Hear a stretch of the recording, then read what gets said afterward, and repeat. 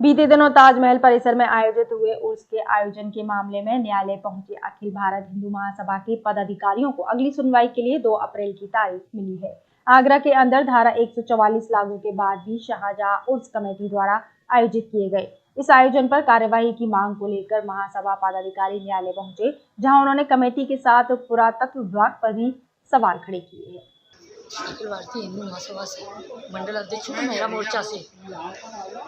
जैसे कि आज कोर्ट में तारीख थी हमारी, जो हमने जो ITI से निकलवाए थे उन्हें साफ कह दिया था, तब भागने में कह दिया था ये ऐसा ही नहीं कहती, बोले हम तक कोई इनकी अनुमति नहीं है।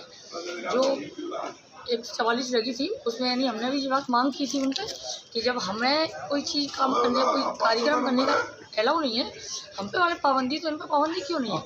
ये इतना बड़ा प्रोग्राम कर रहे हैं, कार्यक्रम हर साल करते हैं और इनके लिए कोई मुकदमा ना, हम मत कोई कार्यक्रम करे तो मुकदमा, और जे कोई कार्यक्रम करे तो इनको माफ़ी, मतलब इनको कोई भी माफ़ कर देती है। इनको किसको मतलब जो उर्फ लगता है तेजू माल में, यानी वो हमारा तेजू माल है, शिव मंदिर है उसमें।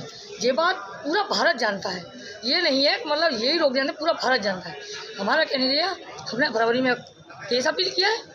आज जज साहब थे छुट्टी पे, 2 तारीख दे दी गई है, 2 तारीख को सुनवाई होगी, जो निर्णय देंगे जज साहब वो मैं मानूँ। राष्ट्रीय प्रवक्ता अखिल भारत हिंदू महासभा। ये आपके संगठन द्वारा ताजमहल उर्स कमेटी के ऊपर जो केस किया गया है, इसके बारे में बताएं।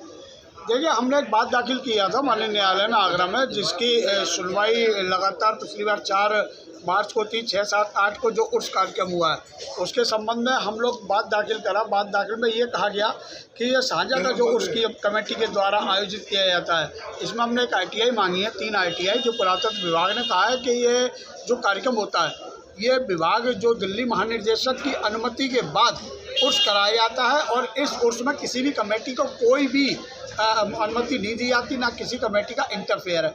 उसके बाद हमने एक ITI दाखिल और करी कि जो सुप्रीम कोर्ट ने जब इस तेजो महल ताजमहल के अंदर रोक लगाई है, कोई भी धार्मिक कार्यक्रम नहीं होगा, तो फिर यहाँ पर यह उर्स का कार्यक्रम होता है, तो ये महानिदेशक आपको अनुमति दे रहा है। हमने एक ITI फिर डाली दिल्ली पुरातत्व विभाग को कि वो परमिशन हमें दिखाएँ कि कौन सी परमिशन है जिसके तहत आप यहाँ पर उसका कार्यक्रम करवाते हो। 3 दिन जो ताजमहल को फ्री करके यहाँ लगातार राजस्व की हानि करवा रहे हैं, इसको लेकर। दूसरा नंबर, हमने एक 144 लागू कर दी पुलिस कमिश्नर साहब ने।